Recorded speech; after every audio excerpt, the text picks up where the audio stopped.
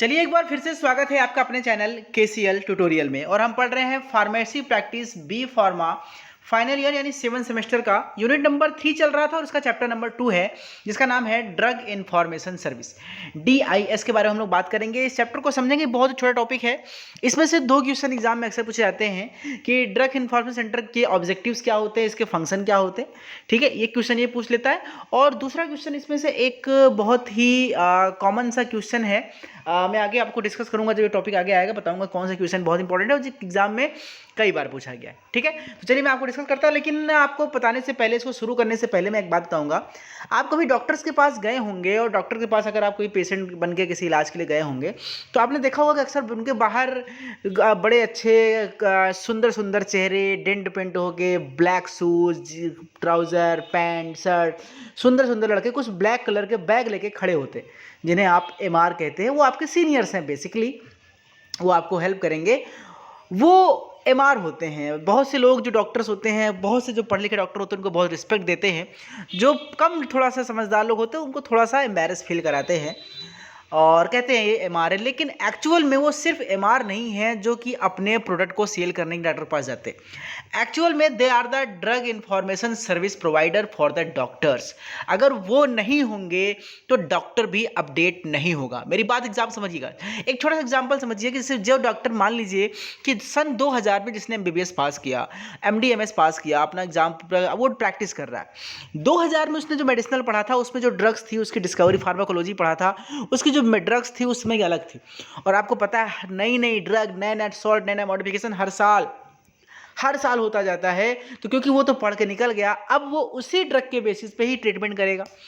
उसे नई ड्रग के बारे में पता नहीं चल पाएगा। बस हो सकता है 2-4 जनरल वगैरह पढ़ के वो जान जाएगी हाँ ये कोई मेडिसिन आई है, लेकिन उसका एग्जैक्ट थीसिस कि क्या डोज है, किस डोज पे देना है, किस एज ग्रुप को देना है, साइड इफेक्ट क्या है, एडवर्स रिएक्शन क्या है, ये डॉक्टर्स को कौन बताता है?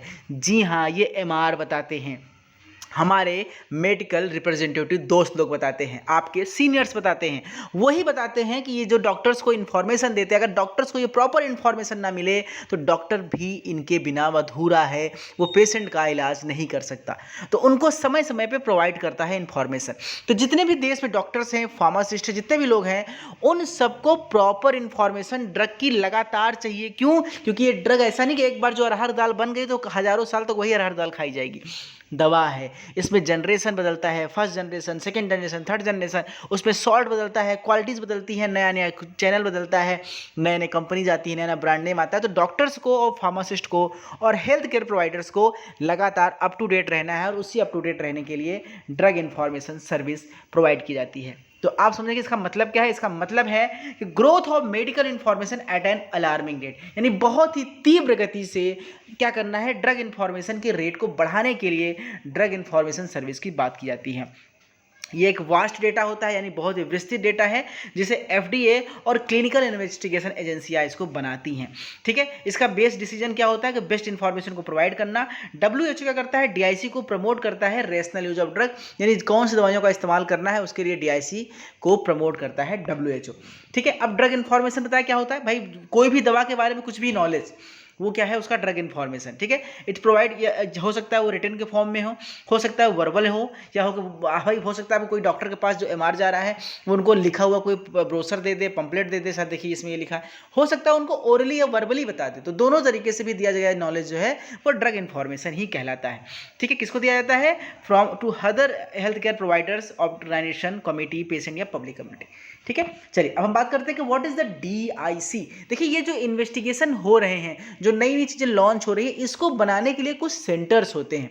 ठीक है, ये जो सेंटर्स होते हैं, यानी कि जो एक ऐसी कमेटी होती है, ऐसा ऑर्गेनाइजेशन होता है जो इस डेटा को कलेक्ट करता है और उस डेटा को कलेक्ट करके ब्रोशर्स बना करके, ड्रग सोर्स बना करके लोगों को प्रोवाइड करता है, कंपनी को प्रोवाइड करता है, एजुकेशन को प्रोवाइड करता है, डॉक्टर्स को प्रोवाइड करता है। इसे ड्रग इन्फॉर्मेशन सेंटर्स कहते हैं। ठीक है, तो ये क्या होता है? ये इन डेप्थ, विस्तृत रूप से, अनबायस्ड मतलब बिना भी किसी भेदभाव के, source of crucial drug information to meet need of practising physician, pharmacist, other health care. ठीक है, फार्मासिस्ट, डॉक्टर्स और अदर फिजिशियन को हेल्प करते हैं, किसके लिए? उनके सोर्स ऑफ ड्रग की नॉलेज के लिए, उनको अपडेट करने के लिए। ठीक है दोस्तों, ये मेन काम है DIC का। चलिए आगे बात कर लेते हैं इनका मिशन क्या है, क्या क्यों बनाया गया है डीआईसी, ड्रग इन्फॉर्मेशन सेंटर्स क्यों बनाया गया है। इनका पहला काम है कि कम्युनिटी में ड्रग को लेकर के और उसके यूज को लेकर के अवेयरनेस बढ़ाना। ठीक है, ये सबसे इंपॉर्टेंट मिशन है और इसी के लिए डीआईसी की स्थापना की गई। देखिए विश्व में जो पहला डीआईसी बनाया गया था 1960 ईस्वी में, इसको डीआईसी बनाया था यूनिवर्सिटी ऑफ केनुडके ने। ठीक है, यूनिवर्सिटी ऑफ केनुडके ने सबसे पहले 1960 में डीआईसी, पहले डीआईसी की स्थापना की थी। ठीक है, और यूएस में तो सारे अस्पताल जो है 80% करीब वो डीआईसी ही हुए, क्योंकि उनके पास अपना खुद का सेंटर्स होता है। ठीक है, भारत की बात करें, भारत में डीआईसी का भविष्य क्या है, कहाँ पे है, तो भारत में WHO, ठीक है, वर्ल्ड हेल्थ ऑर्गेनाइजेशन, और KSPC यानी कर्नाटका स्टेट फार्मेसी काउंसिल, इन दो लोगों ने मिलकर भारत में कुल 5 डीआईसी की स्थापना की है, ड्रग इन्फॉर्मेशन सेंटर की स्थापना की है, जो पूरे भारत में क्या करते हैं, ड्रग के इन्फॉर्मेशन या नए नए मेडिसिन की डिस्कवरी, उनके बारे में डेटा प्रोवाइड करते हैं। ये पांचों कहाँ है, हरियाणा में सिरसा है, छत्तीसगढ़ में रायपुर है, राजस्थान में जयपुर है, आसाम में डिब्रूगढ़ है और गोवा में पणजी है। ये 5 जगह है पूरे भारत में, इसको याद करना, जीपैट में क्वेश्चन पूछता है, ये जहां पे भारत के डीआईसी स्टेबल है। ठीक है, चलिए आगे हम बात कर लेते हैं दोस्तों, आइडियल डीआईसी सर्विस क्या रोल है, डीआईसी का क्या रोल है, क्यों डीआईसी बनाया गया है। तो देखो पहला तो है gear to need of its user. ठीक है, अपने जो उनके यूजर्स हैं, जो फार्मासिस्ट हैं, जो डॉक्टर है, जो हेल्थ प्रैक्टिशनर है, उनको इन्फॉर्मेशन प्रोवाइड करते रहना, information dependable, timely and standard, उनको टाइम से एक प्रॉपर इन्फॉर्मेशन मिलता रहे, ऐसा नहीं कि दवा कोई नई लॉन्च हो तो उनको तुरंत अपडेट किया जाए। ठीक है, और बाकी SOPs जो बनाना उसके बारे में इंक्वायरी बनाना में, और ड्रग का ऑप्टिमल इन्फॉर्मेशन लोगों को प्रोवाइड करना। ठीक है, अगला क्वेश्चन है स्टाफिंग, यानी जो डीआईसी है, ड्रग इन्फॉर्मेशन कमेटी है, उसके स्टाफ कौन कौन से, वहाँ पे काम करने वाले लोग क्या हम जैसे फार्मासिस्टों को वहाँ नौकरी मिल सकती है, क्या वहाँ हमारा काम है, बिल्कुल, दवा है तो फार्मासिस्ट है, चाहे वो स्वर्ग हो चाहे वो जन्नत हो, जहाँ भी दवा है वहाँ पे फार्मासिस्ट का काम है। तो 3 तरह के वहाँ पे स्टाफ होते हैं, एक फार्मेसी टीम होती है, दूसरा मेडिकल टीम होती है, और तीसरा सपोर्टिंग टीम होती है। यानी किसी भी डीआईसी के स्टाफ में 3 लोग होते हैं, फार्मेसी टीम में फार्मासिस्ट होते हैं, फार्मेसी टेक्नीशियन और स्टूडेंट्स होते हैं, मेडिकल टीम में टॉक्सिकोलॉजिस्ट होते हैं, जो डॉक्टर जो टॉक्सिक स्टडी कर रहे हैं, और क्लिनिकल फार्माकोलॉजिस्ट होते हैं। सपोर्टिंग टीम में जैसे कि पीपल जो ट्रेंड होते हैं, लाइब्रेरी वाले होते हैं, कंप्यूटर नॉलेज वाले होते हैं, जो क्लर्क होते हैं, असिस्टेंट होते हैं, ये सारे लोग सपोर्टिंग स्टाफ के तौर पे होते हैं। ठीक है, क्या ऑब्जेक्टिव है डीआईसी का, क्यों बनाया गया डीआईसी, इसका पहला ऑब्जेक्टिव है प्रमोट करना, लोगों को दवा के बारे में नॉलेज उसको प्रमोट करना, evidence based practice, meet the patients need while providing pharmaceutical, जब भी उनको फार्मास्यूटिकल केवल दिया जाए तो उनको प्रॉपर पेशेंट की ज़रूरत के हिसाब से समझाया जाए चीज़ों को। पेशेंट एडहेरेंस को बढ़ाना, पेशेंट एडहेरेंस क्या होता है मैंने बताया था थोड़ी देर एक इसके पहले क्लास में कि what is the mean adherence, जब कोई पेशेंट दवा का पूरी तरह से पालन करता है। To provide accurate and unbiased information, किसी भी प्रकार का पक्षपात नहीं कि पता चला उस कंपनी से तुमने पैसा ले लिया तो तुम उसी कंपनी को प्रमोट करोगे और दूसरी कंपनी को कहोगे इसकी दवाएं खराब है, नहीं, अनबायस्ड रूप से आपको एक्यूरेट इन्फॉर्मेशन देनी है और ऑर्गेनाइज्ड डेटाबेस आपको प्रोवाइड कराना है। अवेलेबल इन्फॉर्मेशन डीआईसी के क्या क्या है कि कौन कौन से डीआईसी के, उसमें क्या क्या, general, pharmacological, toxicological, formulation, pharmacokinetic, यानी इतनी किसी भी दवा के बारे में इतने प्रकार की हेडिंग्स यानी इतनी डेटा उसमें दिए होते हैं। ठीक है, अगला क्वेश्चन बता दें, बहुत इंपॉर्टेंट क्वेश्चन, कई बार पूछा गया डिप्लोमा में भी और बी फार्मा में भी, source of information for drug information centre, यानी ड्रग इन्फॉर्मेशन के सोर्स क्या है। अगर आप फार्मासिस्ट हैं, आप डॉक्टर हैं, आप कुछ भी हेल्थ प्रैक्टिशनर हैं, तो आपको कहाँ से दवाओं की जानकारी मिलेगी। अगर आपके पास MR नहीं आती बताने तो बेसिकली 3 सोर्स होते हैं, प्राइमरी, सेकेंडरी, टर्सरी, प्राथमिक, द्वितीयक और तृतीयक। प्राइमरी सोर्स है डायरेक्ट, जो लोग PhD करते हैं, जो लोग नई दवाओं की स्टडी करते हैं, जो रिसर्च में काम करते हैं, जो R&D में काम करते हैं, जो थीसिस बनाते हैं, जो डेटा बनाते हैं, आप अगर डायरेक्ट उनसे कोई इंफॉर्मेशन पा रहे हैं, दिस इज प्राइमरी। और उन्होंने वो थीसिस किया, कोई ड्रग डिस्कवरी किया, कोई लॉन्च किया और उसको अपने पर्टिकुलर वेबसाइट पे अपलोड कर दिया, किसी जर्नल में डाल दिया, आपने उस मैगजीन से पढ़ा, वेबसाइट से पढ़ा, तो वो सेकेंडरी।